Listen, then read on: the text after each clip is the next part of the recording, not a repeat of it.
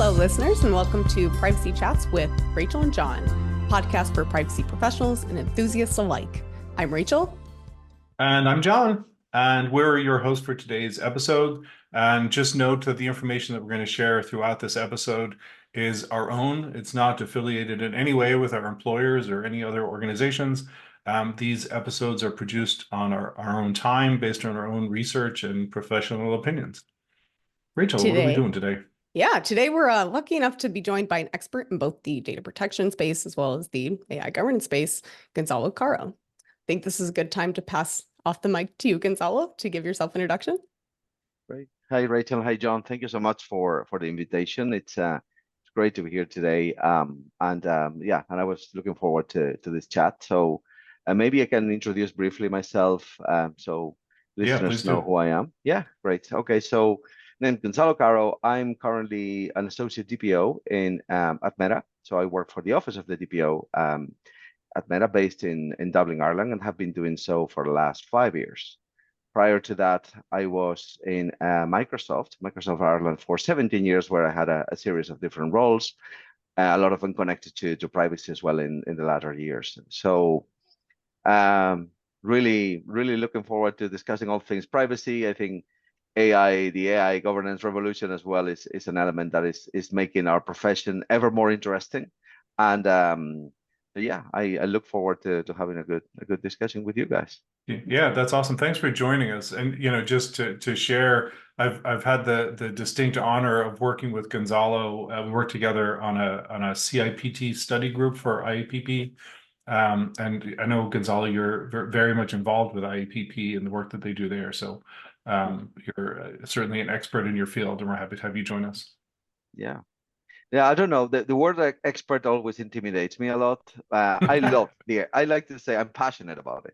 I like what I do and I want to work on. And so very being partnering with the IAPP on a number of initiatives and really excited about all the new materials coming out and all this new space as well. So yeah, passion is the word. I like it. We'll use that. We're passionate about what we do. Yeah. Well, to break the ice a little bit, I mean, we kind of have with this introduction, but do you have anything that others might not know about you on the surface that is maybe a talent or a fun fact about you that you'd like to share here? Sure. So I don't know if talent, people would consider this a talent. I'm quite happy with it. Like I enjoy myself, but it's playing guitar. So I play flamenco guitar. Wow. And I can do some tunes, I think, to a reasonable, acceptable level, like medium, nothing too fancy or complicated, but I certainly enjoy it a lot. So it's something I've been doing for several years. I own a few handmade guitars, and it's something that I really find. Again, talent. I don't know if my daughter and wife will agree with calling me talented on that, but just like you take on the expert, it's subjective. I'm willing listeners for sure. if you enjoy it, then that's all that matters, right? Yeah, absolutely. Well, maybe you can help us with our intro jingle one day. It could be a little bit more interesting than our stock sound. Go. Yeah. Nice. Yeah. Well, speaking of talents, I'll get right into some of our questions for today, but we'll make it free flowing as much as we can, I think. But what do you think data protection and privacy professionals should care about when it comes to AI? I mean, what are the overlaps? What should we be looking out for? Yeah, absolutely. So I guess there is not much of a choice for us professionals in privacy and data protection to care about AI. Simple answer is the fact that the models, and I'll maybe referring to Gen AI, which is probably most on the news at the moment, all the generative AI, large language models, rely heavily on data models and training sets that contain personal data. That would be, I think, a simple answer. And with that fact, everything becomes very complicated very quickly. That obviously makes us subject to regulatory scrutiny. It makes us subject to having to understand what are the impacts from that activity, that processing activity. So it really is intertwined very closely with the area of data protection and privacy. And I think, I mean, it's hard to think of an area of privacy that is not impacted by it, like from subject rights or impact assessments or data protection or data privacy by design, for instance.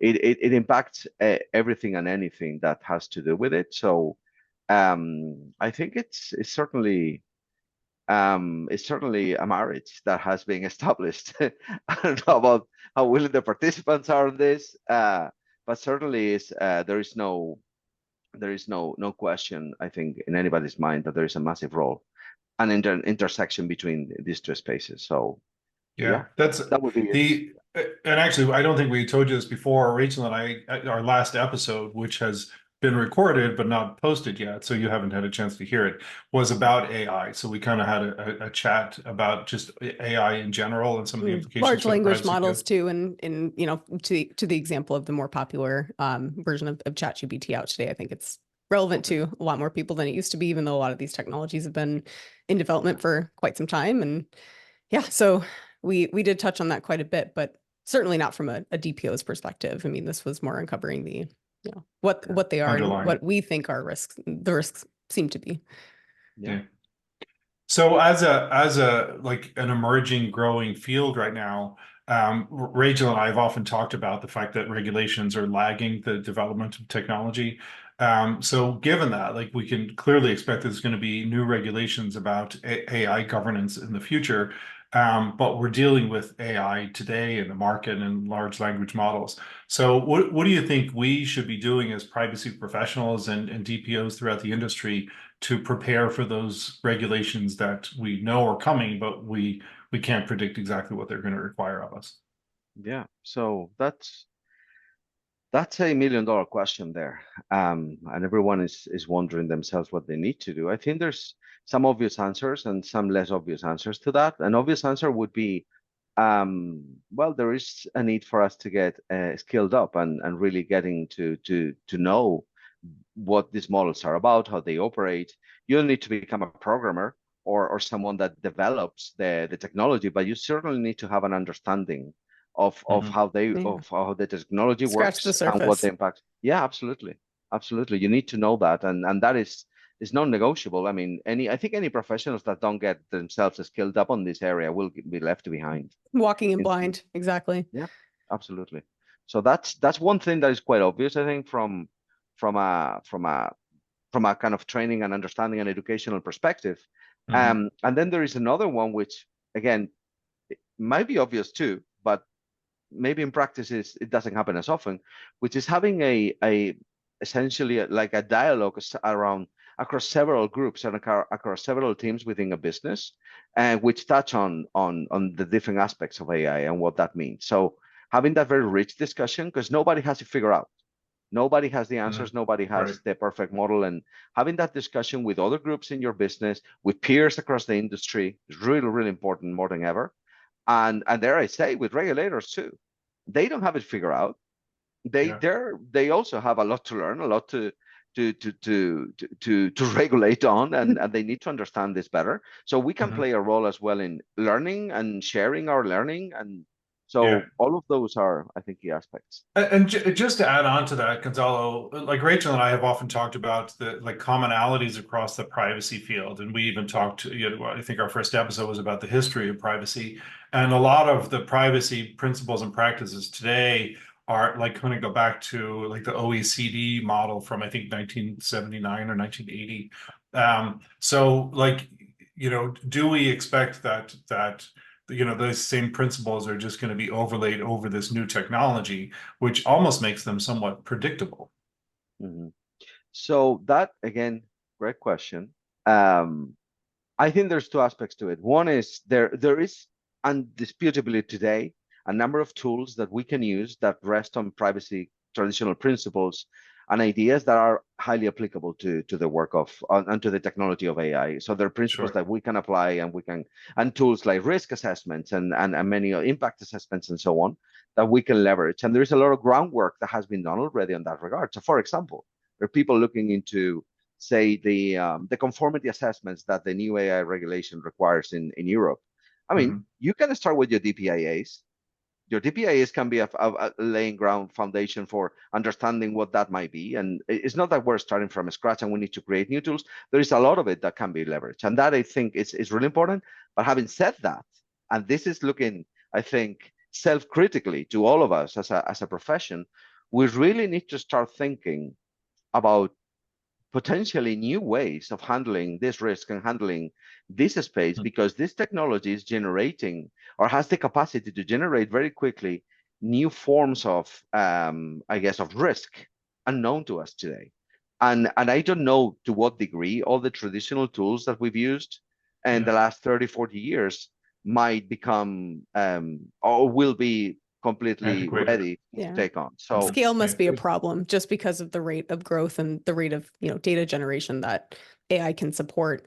Those same, if they're in any way, I imagine, partially manual or have manual elements to it, it's not reasonable to say, look through, a trillion pieces of data to figure out, where to, return a data element to a consumer if they're asking, through a DSAR request. So I think to your point, it sounds like we need to sufficiently invest in maybe the technology to help mitigate the risk. And that, to your point earlier too, would be a conversation with more technical experts, maybe within the AI field, but those that maybe grow the skills within the privacy sense as well, to understand how, in a way, I don't want to suggest like reverse engineering this technology, but understanding how to kind of maybe apply the same methods to help promote, data control and user, control over their data, similar that we do with other frameworks.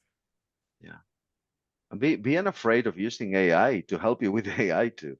I mean, I don't know about you guys, but I'm actively using AI in my work and it's becoming a very helpful tool, and there's ways to go about it that can enrich, and I think it makes the job ultimately more interesting as well. And having that set of AI tools that can help you as well with AI. I think that's one of the beautiful aspects of it, is this technology can help you to get better with the technology and get the technology itself better. Yeah. So be unafraid to do that. I think that's really important, because it certainly helps, and it can be creative at times. It can give you ideas. It can suggest new ways of doing things as well that you can assess ultimately. So yeah. Well, maybe eventually we can have emojis of ourselves recording these chats, and we can just be on the beach hanging out. We'll look forward to that. Yeah. Well, do you have any particular predictions? I mean, and you have a wealth of visibility into other experts in the field, both in the privacy and in generative AI sense. What do you expect the regulatory landscape to look like in the next 5 to 10 years? John had mentioned, an AI governance regulation in Europe. It seems like everyone kind of follows suit, but do you see any particular nuanced trends in this direction? Yeah, so yes, definitely. It is not going to be the same. That's a guaranteed prediction to happen. I guess starting with probably more immediate aspects of kind of predictions, which are easy enough to make, I guess, today. Number one would be we're going to see an evolving set of privacy laws. The GDPR, for example, is going through a reform at the moment. And there's concepts that lay in the GDPR that are already being subject to scrutiny and questioning, like the one-stop shop, for instance, is being widely discussed. And it's not done in isolation. It's widely discussed in public by regulators themselves. They're talking about, and they're really, we see that there are disagreements between them as well, and how they see certain tools like one-stop shop and others operating. And that will mean that we will see, I think, a development and probably adjustments, changes, evolution in how some of those concepts are. So definitely that is one aspect that we're going to see on a privacy itself. A second one, which again is already happening too, is the myriad of the complexity of the regulatory landscape, all these newcomers, DSAs, DMAs, UAA Act, and I'm talking Europe because I primarily work in Europe, but it's happening at a global scale. We know there are developments in every corner of the planet, from India data protection bill to Korea to Singapore. You go and there's different frameworks being developed, different regulations being enacted. Using Europe as the status quo in a way, and a template to take inspiration off of as new issues arise. It has created, certainly, it has gathered a lot of attention and influence, and it's creating influence in the development of some of those, but in other cases as well. These regions are developing their own, and they might take elements of GDPR, but they adapt it to their own environment. And really, that really is gonna mean that there will be a more complex regulatory environment to deal with, which is going to go beyond privacy as such. So privacy is going to be interacting with other areas of compliance. And I think the examples are, for example, DSA or DMA, where we're going to see as well new models of even regulatory models. DSA is embracing this model whereby you're going to have a central regulator as opposed to, and you're going to have the large corporations having a set of requirements versus a smaller. I think that is another trend that is going to get bigger over time. And I would say, based on what I've heard in corridors and conferences and from regulators, let's not diminish I think the importance of this complexity. Is not a matter of regulations being thrown on top of each other. This is not like, oh, we need another one. There is a whole strategy behind it. There is an orchestrated reality and a vision that some regulators have, that again, these are not done in isolation. I would not, because sometimes I hear, oh, this is so complex and it's not connected. There are connections, and this is it's an evolving landscape, and it will take time to adjust, but things will come together. I don't think it's just a matter of a bunch of regulations being thrown because of a knee-jerk reaction to, oh my God, all these technologies, what are we going to do? And they start creating this. There is more of an orchestrated reality behind. Oh, sorry. Yeah. I was just going to say, so that orchestrated reality, you're really specifically talking about the European Union approach right now, right? Yeah. Because I think that Rachel and I have often commented about the fact that there isn't a single comprehensive privacy law in the United States, so we're left with patchwork of sectoral laws, and now there's a trend of states. Like there's I think there's 6 more states have privacy laws that are coming into force this year. And that trend is just going to continue. So we're going to end up with a patchwork of 50 different state regulations. We have our own DPA problem in a way here in the States too. And they're not orchestrated in the same way that you're describing is happening in the European Union. So, it sounds like the EU is really ahead of the game here, which makes sense because as Rachel alluded to, GDPR does seem to be looked to as the status quo or the template by which a lot of these other regulations are following. So I guess my question is, as a really large technology companies are able to have different legal teams for different sections of the world or different countries. But a privacy professional who doesn't have access to those types of resources, how do we keep up with it? Like if I was working for a small company that does operate globally, there can't be an expectation that we're going to be experts in all of these laws from throughout the whole world. So what is the approach that we should take to stay on top of this field that seems to change on a daily basis? Yeah. So no, good question. So I would say, first of all, I'm not being funny here, but use AI. Help the use of, to provide you with summaries of updates of what's going on. You can get very good quality information coming from, and I think, as it gets more specialized, we will see models that are specialized on, say, providing regulatory insights, and they give you a summary that can be consumable for professionals, for example. So that is something that it would come to mind first. And I was doing that yesterday. I was doing some research on a piece, and I said, oh, I have to look for all this. And then I realized, why don't I go and use a language model? And I did. And I was quite pleasantly help surprised. You collect more information in less time. Yeah. As long as, we went over in our last episode, the kind of guidelines for fact checking, your results. I imagine though, being educated in the field, it's quite easy to decipher, what could be fill in or hallucination, what's not. And, with the right prompts, I think you're absolutely right. It is more valuable with the speed of change to get the information and absorb it as quickly as you can to make the better decisions instead of, relying on I don't want to say old school methods, but there's just too much content out there now. Yeah, I agree. And I think, in the same way, in more practical, in kind of a more human terms, I guess, just speak with colleagues, get yourself part of networks. And there is so many professionals that are talking to each other, sharing within reason and within, obviously, the boundaries of confidentiality, but being comfortable that there is an active dialogue. there is a lot to be learned from others, and others can learn from you, and that is what a powerful tool as well. And it gives you that kind of additional perspective, and also it makes you aware of latest trends, and I think it's very, very important. And again, that the human element, I guess, also plays a role in terms of understanding the challenges, the industry, etc. So yeah, that's another area. And if I may, I was gonna add another prediction, which I was gonna add earlier. So I told you there were a couple of like more expected predictions. Okay, these are the most obvious, I think, not playing any particularly special crystal ball there. But there is another one which I think is less talked about today, which we will be facing, I think, sooner than we think, which is, I mean, with the all these new technologies and all this new the incredibly like processing power that is coming with all the new or the new all of the field GPs and so on.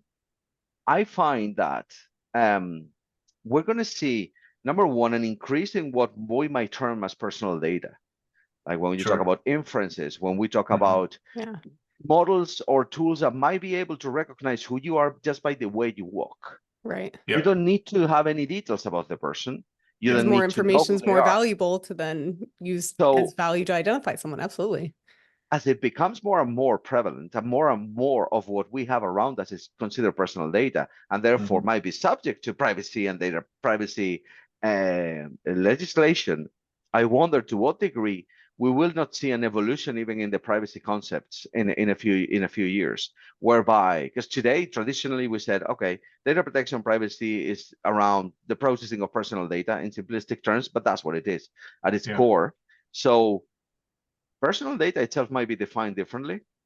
We might be looking into different scope. We might be looking into a much larger scope. We might be looking into really privacy as a concept being too small to define to what we mean, or be too big, perhaps, because everything will be private in a way, as in it will be public. So I think a lot of that, there's going to be a lot of philosophical discussions and debates about some of the core concepts that we use in our profession.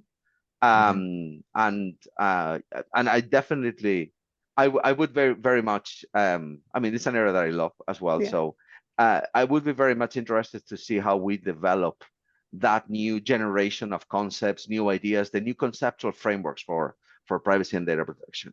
It does need a facelift every 10 to 15 years or though. So, but this seems like an inflection point where it seems that these definitions have always evolved to be more inclusive in a way. John and I like to say, you know, catching up with the current technology, but this seems like a dramatic flip given the explosion of data available.